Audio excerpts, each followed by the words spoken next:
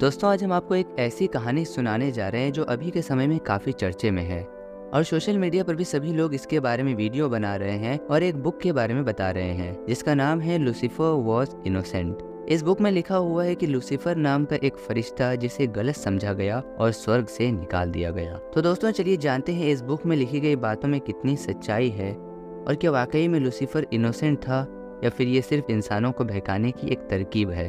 आज आप लोग इस वीडियो में जानेंगे लूसीफर की असली कहानी, उसके मासूम होने के सबूत और इंसानों के लिए उसकी सच्ची चाहत। तो आप सबसे रिक्वेस्ट है कि वीडियो को पूरा देखिए और अगर पसंद आए तो वीडियो को लाइक करके चैनल को सब्सक्राइब भी कीजिए।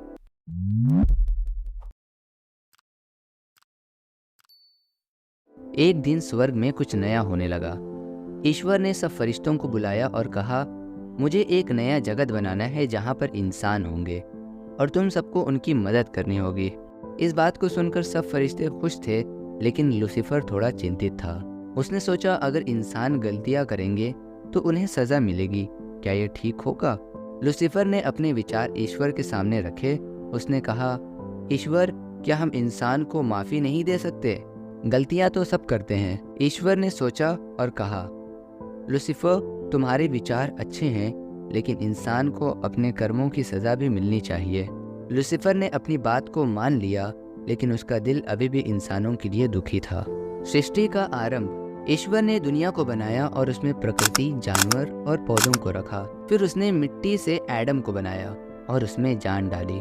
एडम पहला इंसान बना जो ईश्वर के साथ ईडन गार्डन में रहता था। ईश्वर ने देखा कि एडम अकेला है और उसके लिए एक साथी बनाने का सोचा। उसने एडम की एक फसली से ईव को बनाया। एडम और ईव दोनों मिलकर ईडन गार्डन में रहते और ईश्वर के नियम का पालन करते। ईश्वर ने एडम और ईव को गार्डन में सब कुछ दिया, लेकिन एक नियम बनाया और कहा, तुम दोनों को गार्डन के हर पेड़ का फल खाने की अनुमति है, लेकिन भले और बुरे के ज्ञान का पेड़ का फल मत खाना। एक दिन लूसीफर सांप के रूप में ईव के सामने आता है और उससे पूछता है, क्या ईश्वर ने सच में कहा है कि तुम इस पेड़ का फल नहीं खा सकते? ईव ने जवाब दिया, हाँ, अगर हम इस पेड़ का फल खाएंगे तो हम मर जाएंगे। सांप ने उसे समझाया और कहा, तुम नहीं मरोगे, बल्कि इस पेड़ का फल खाने से तुम्हारे आंखों के सामने सब कुछ खुल जाएगा और तुम ईश्वर के समान हो जाओगे। ईव ने सांप की बात मान ली और फल खा लिया। उसने एडम को भी दिया और उसने भी फल खा लिया।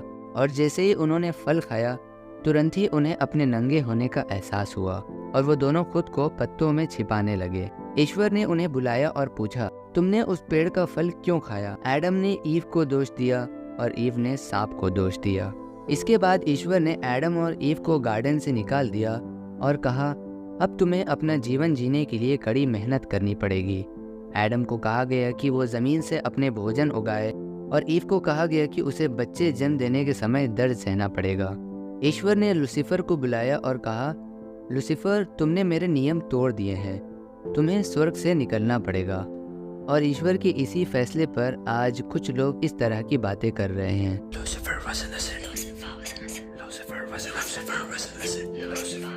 तो दोस्तों, ईश्वर ने जब लूसीफर से कहा कि तुमने मेरे नियम तोड़ दिए हैं और अब तुम्हें स्वर्ग से निकलना पड़ेगा, इस बात पर लूसीफर ने ईश्वर को जवाब दिया कि जिसके लिए मुझे स्वर्ग से निकाला जा रहा है, मैं उनसे काफी महान हूँ और ये लोग आपसे ज्यादा मेरी बात मानते हैं। इस बात पर ईश्वर ने कहा कि मेरे बंदे मुझ पर विश्वास करते हैं और मुझसे ही मदद मांगते हैं और ये हमेशा मेरी ही पूजा करेंगे, यानी मेरी ही इबादत करेंगे। फिर लूसीफर ने ईश्वर को चैलेंज किया और कहा कि ठीक है, तुम मुझे मेरी सारी पावर्स के साथ दुनिया में भेज दो और फिर देखो इंसान किसकी बातें मानते हैं।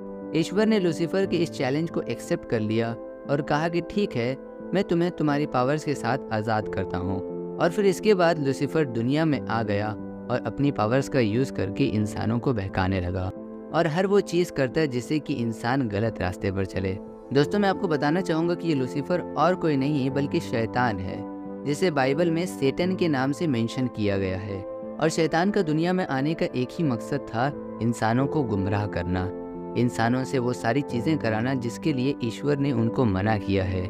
नंबर 1, जहाँ पर ईश्वर कहता है कि झूठ मत बोलो और सच्चाई के रास्ते पर चलो, वहीं पर ये लूसीफर कहता है कि झूठ बोलो और लोगों के साथ धोखेबाजी करो।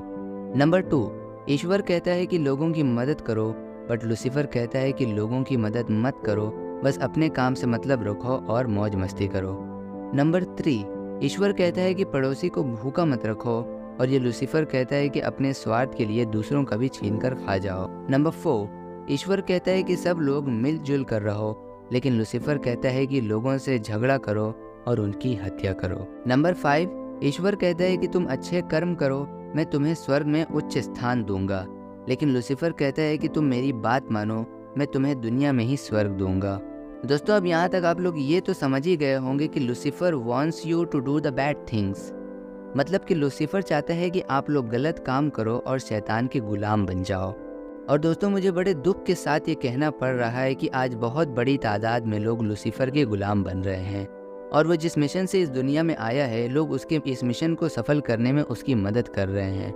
आज लूसीफर वॉज इनोसेंट जैसी बुक का प्रमोशन करना भी उसी का एक हिस्सा है। अगर आप लोग इस बुक को पढ़ोगे तो आप लूसीफर के जाल में फंस जाओगे और ईश्वर के विरुद्ध कार्य करना शुरू कर दोगे। और इस बुक पर लिखी गई वार्निंग भी कोई वार्निंग नहीं है, बल्कि एक मार्केटिंग स्ट्रेटेजी है, जिसको पढ़कर लोग इसको खरीदने के लिए अट्रैक्ट होते हैं। ये बिल्कुल उसी तरह है जैसे अगर किसी वीडियो में लिख दिया जाए कि इसे सिर्फ 18+ वाले लोग देखें, तो इस पर व्यूज 18 से कम उम्र वालों की भी ज़रूर आते हैं, क्योंकि वो लोग इसको पढ़कर अट्रैक्ट होते हैं। उसी तरह इस बुक पर यह वार्निंग लिखी गई है ताकि लोग इसको पढ़कर अट्रैक्ट हो और इस बुक को खरीदे और उसमें लिखी गई बातों को पढ़े।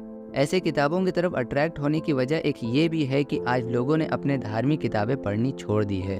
अगर लोग अपनी धार्मिक किताबें पढ़ते तो वो लोग जान पाते कि उनके लिए क्या बेहतर है और कौन सा रास्ता उनके लिए सही है, क्योंकि कोई भी धार्मिक किताबें हमें झूठ बोलना नहीं सिखाती, कोई भी धार्मिक किताबें हमें किसी के साथ बेईमानी करना नहीं सिखाती, कोई भी धार्मिक किताबें हमें किसी की हत्या करना नहीं सिखाती। वो सिर्फ और सिर्फ हमें अच्छाई का रास्ता दिखाती हैं। अब आप लोगों को फैसला करना है कि आपको एक ऐसी बुक पढ़ना है जिसमें सिर्फ और सिर्फ झूठ लिखा है और जो आपको गलत रास्ता दिखाती है, या आपको अपनी धार्मिक किताब पढ़ना है और उसको समझकर सही मार्ग पर चलना है। फैसला आपके हाथ में है। दोस्तों, ये सारी बातें जानने के बाद आपको क्या लगता है लूसीफर के बारे में? क्या आप उसे एक डेविल के रूप में देखते हैं, या अभी भी आपको यही लगता है कि लूसीफर वॉज इनोसेंट? अपने विचार हमें कमेंट सेक्शन में जरूर बताएं, और अगर ये वीडियो आपको पसंद आया हो तो अपने दोस्तों के साथ शेयर कीजिए, और साथ ही साथ इस चैनल को सब्सक्राइब करके बेल नोटिफिकेशन भी ऑन कर लीजिए। मैं मिलता हूँ आपसे अगली वीडियो में एक और नई टॉपिक के साथ।